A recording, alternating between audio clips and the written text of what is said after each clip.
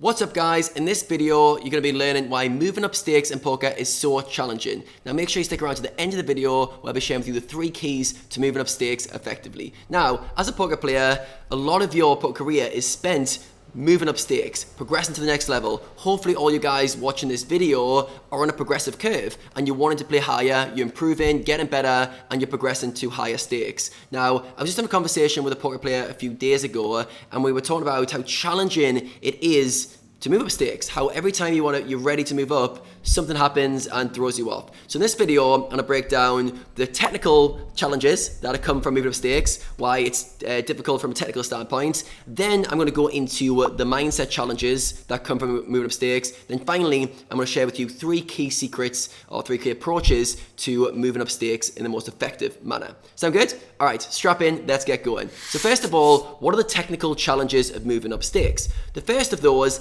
is that you're playing a tougher player pool. No surprises there. You move up stakes, every stake is generally slightly better than the one below. Now with that means your win rate automatically goes lower. When your win rate goes lower, the variance gets higher. So you're going to be playing a tougher player pool, and one of the things you need to realize when you do step up stakes, yes, the pool's more challenging, but don't give it more credit than it deserves. So a lot of players who jump to the higher stakes, they almost like idolize the players in that level. They think everyone's amazing and they start trying to second guess themselves, thinking everyone's really good. So yes, you're playing a tougher player pool, yes, you need to improve, but don't give them more credit than they deserve. Secondly, you're not acclimatized to the player pool. By this, I mean you don't know the tendencies of the new player pool you're in. You don't know what the regulars are doing, you don't know how to maximally exploit the fish, and how could you know? These are new games, you're playing a higher stake with different tendencies, it's impossible to know. So a lot of players see their win rate drop substantially when they move up stakes, and it's not because the jump's so big for them, it's just because they haven't acclimatized. They're doing the same things they were doing and they need to adapt. Every time I moved up stakes myself, I had to jump into a new player pool which played differently. So I progressed from $15 through to $1,000 heads up sit and goes throughout my career. So I made 7 jumps up in stakes, 7 buys I moved up. And every time I had to readjust to the new climate, readjust to the new fish tendencies, the new regular tendencies. And as a result, my results in the short term went down a lot because I need to get used to it. So players don't give themselves enough time, but you need to make sure you're treating it like adjustment phase. I need to give myself time to adjust to this new player pool. And the third technical challenge is dealing with the higher variance. You play new stakes, now the average swings are often twice as high. A lot of stakes when you move up, you move up twice to the stakes you were playing before. So the variance is more extreme. You haven't experienced the financial swings. You haven't experienced the self-doubt that comes with going on your new record downswing. Yeah, every stake you move up with, you're probably, unless you get a good run, going to experience your worst ever downswing at some point. It's just natural, it's part of the progression of a poker player. So you need to realize that you haven't experienced it yet. And a lot of poker players think that they can work on their mindset. They think that because they're in their comfort zone, the levels they're playing, that their mindset's super strong. Then they go out of their comfort zone to the next level and they start losing, and they realize, oh, actually, my mindset's not as strong. I'm getting really attached to results, and yeah, as a result, my mindset's crumbling. And it's because I haven't experienced this new level of variance. I haven't experienced this new swing that I can go in, which is often 2, 3 times as big as what you had at the previous level. Now, these are 3 of the technical challenges that can't be avoided when you move up stakes, and you have to find a way to deal with them and overcome them one by one. However, poker players like to throw in some mindset challenges all of their own to make things exponentially harder. The first of those is high expectations. Every time a player moves up stakes, they have an expectation of, yes, I'm going to make more money. And it's natural, right? You want to play higher stakes, you're excited, you're thinking you're going to double your earnings and have potential to earn more money. That's the whole reason that you move up stakes. But players end up setting their expectations way too high. They want to get off to a good start. They want to prove to themselves that they can do it. They have all these expectations of, I want things to go well. Please start well. Please have a good run. Just get off to a good start. That's all I want. And they have these really high expectations, all right? So when expectations are high and your reality comes out here, that gap between expectations and reality is pain, all pain. So when you go in there subconsciously a lot of the time, expecting things to go well with high expectations, and you go on a downswing, you lose 5, 10, however many buy-ins, boom, it hits doubly much, right? Because your expectations are way, way too high. So when you move up stakes, you've got to be wary that it's natural to want to expect things to go good or to hope things are going to go good. But you've got to neutralize it. You've got to bring your expectations right the way down. You've got to go, you know what? I'm playing the long game here. And I'll tell you about this in a second in the 3 keys. But high expectations is a mindset challenge that players throw on themselves. You need to make sure you're not doing that. The next mental challenge that players have is lower confidence. You're going into a new player pool, so you don't have the track record yet to prove to yourself that you can beat these games. In your old game, the stakes you were playing before, you can just look at your results and go, look, I'm beating these games, I've got confidence, I know how to beat them. But when you go to your new stakes, you can't get confidence based on your results because you don't have them yet. So you've got to find a way to keep your confidence high even though the results haven't come in yet. How do you do that? You've got to find a way to build your self-confidence on the process. There's confidence on I can learn, I can get better, I'm confident because of the way I apply myself. And you're not going to be able to get the confidence feedback loop from results in the short term. So a lot of players have very, how to put it, fragile confidence. They link their confidence to their results. When things are going well, I'm super confident. When things are going bad, I'm not very confident. They find a way to, just very short-sighted and link in when I'm doing good, I'm confident, when I'm not, I'm unconfident. And you've got to find a way to stay confident throughout, not linking your confidence to your results, linking confidence to your internal way you're processing, the way you're acting, the way you're thinking, the way you're making decisions, the way you're trying to solve problems, and gaining confidence in yourself intrinsically as a person. So that's beyond the scope of this video, but yeah, a lot of players have lower confidence when they move up stakes. And the third mindset challenge that poker players create is that they are too results orientated.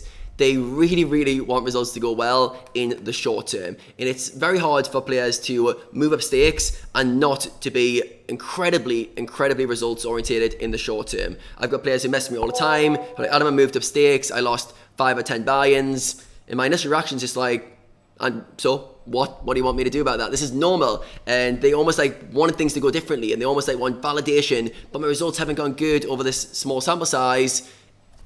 It doesn't mean anything. Like, your results in the short term shouldn't be what you're trying to verify yourself from. So when you're moving up stakes, you've got to be prepared in advance. You've got to be looking at them from a long-term lens. You can't be thinking, I want my results to go super well in the short term. Now, some of you guys watching this might be taking shots at stakes on a very small window. Some players like take them, basically you'll take on like a 5, 10, 15, 20k buffer of buy-ins. So you guys who do that, you're going to be slightly more results orientated by default, because if not, you're going to have to move down stakes. But even that aside, you've got to be able to remove yourself completely from results. You've got to go into a higher buy and going, I want to show that I can beat this game. And it might take time. You might not be good enough from a technical standpoint. You might not have a strong enough mindset. You might not understand how to exploit the player pool that you're in. And these are like complete real things. So you've got to gain your confidence and go, you know what? I'm going to figure it out. I'm going to get better. I'm going to learn. I'm going to grow. I'm going to improve. And if you can do that, you take away that results orientation and you start going, you know what? I'm in this for the long term. I don't care if it goes bad the first week, first month. I'm going to figure it out. So far we've talked about the 3 technical challenges that can't be avoided and the 3 mindset challenges that you put onto yourself. Now we're going to talk about 3 key approaches that can help you to deal with both of these and to move up stakes in the most effective manner. It's always going to be a challenge. There's always going to be obstacles when you move up stakes. But if you take these 3 keys and apply them, you give yourself the best possible opportunity to move up effectively. So the first key is to be completely process focused. What does this mean? It means that you detach yourself from the results, where most people have their attention, and you put all your time, energy, attention on the things that you control. The process is your habits, your routines, your decision making, your focus levels at the tables, your tilt control, your warm up, your cool down. All of this is the process. It's how you're applying yourself every single day. If you do those things well, do you guarantee results?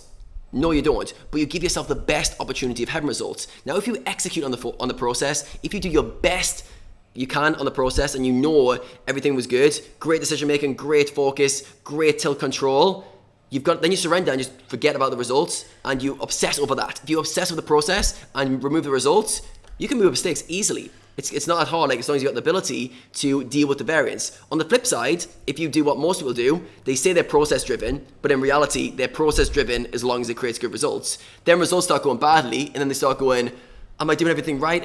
And they start second guessing themselves, and then they start feeling bad about themselves because the results part of the equation went negative.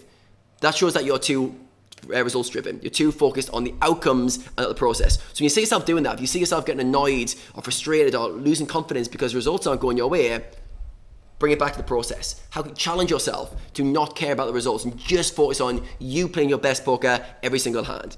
The second key is to take a long-term view. If you take a long-term view of life in general, but especially when you're moving up stakes, things don't affect you anywhere near as much. The way I like to envision it, imagine like you're viewing a graph that's on a straight line up. It's your full career graph. It's on a straight line up from a zoomed out 5-year lens. What people do is they zoom in to one little day, one little moment in time, and they see a spike. And like, oh my God, a spike. And if you zoom in on that spike far enough, it seems like an absolute avalanche or a tidal wave crashing down. And your emotions follow that. You're like, oh my God, I'm losing so much. But it's because you're so zoomed in. So you need to practice zooming out and taking a longer term lens. The way I do this and the way I get my players to do this is to ask the question, will I care about this in 5 years? Will I care about this in 5 years? This downswing I've just had today, will I care about it in 5 years? And what you'll see is very often, no, of course I won't care about this in 5 years. I won't remember this in 5 years. It's going to be completely irrelevant. Then you realize, well, why am I caring about it now? Why am I wasting time and energy on something that's not going to matter long term? So you've got to train yourself to do this. Almost all poker players, I'd say, are too short term focused. You've got to train yourself to zoom out, to take a bigger lens. If you judge yourself on a short term sample size, of course it's going to destroy you when you lose. If you're playing poker every day and you're losing and you're looking at the short term, it's going to cripple you when things are going badly. But if you're going, you know what? I'm looking over the course of a year. I'm looking over the course of my career. If I have a bad week, I'll take it. I'll just keep improving and doing better. All of a sudden things go much better. So that long-term lens is so important. And the final key is preparing for the worst.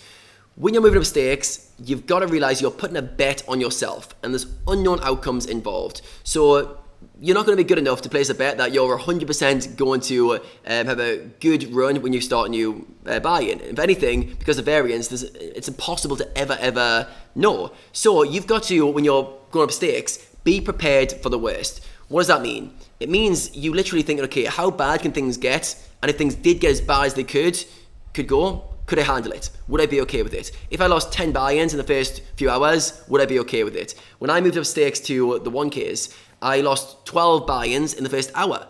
And I thought I could take it, but then when it happened, I was like, oh my God, this really hurts. And I was so annoyed, I was so frustrated, so angry at myself for doing it. And I realized, I hadn't prepared. I hadn't prepared for the worst case scenario. I loosely thought about losing, but I was like, nah, it won't happen. And what most players do, they go, yeah, I could lose, but I could win. I could win either. And as a result, they don't prepare for the worst. Like I said before, expectations and reality, the gap between those is the pain you're going to experience. So if you're going in there and if you haven't lowered your expectations by thinking about worst case scenarios, when you lose, which is inevitably going to happen at some point, it's going to hurt 10 times as much. So what you do with this is you basically just visualize or sit down and think about, okay, if I lost 10, 15, 20, whatever many buy-ins I could swing at these stakes, would I be okay with that? Can I actually honestly say it wouldn't affect me? It wouldn't affect me emotionally, it wouldn't affect me mentally. Am I okay with it? Could I accept that?